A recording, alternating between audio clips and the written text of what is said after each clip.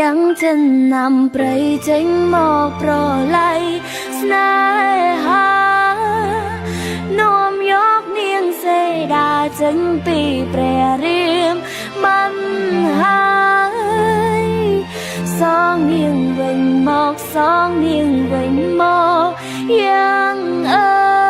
យបើគ្មានរូបក្រានត្រូវយើងសុំចិនសូនលោ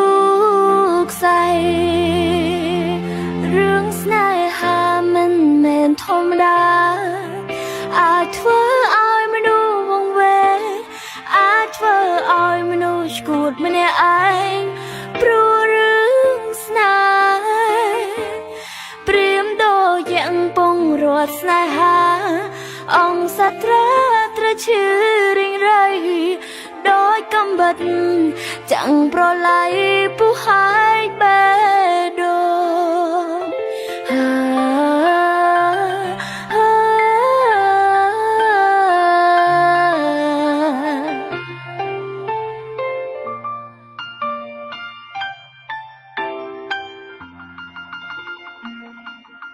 ព្រះមហេសី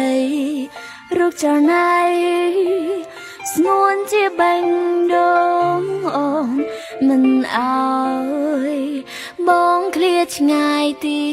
តទេ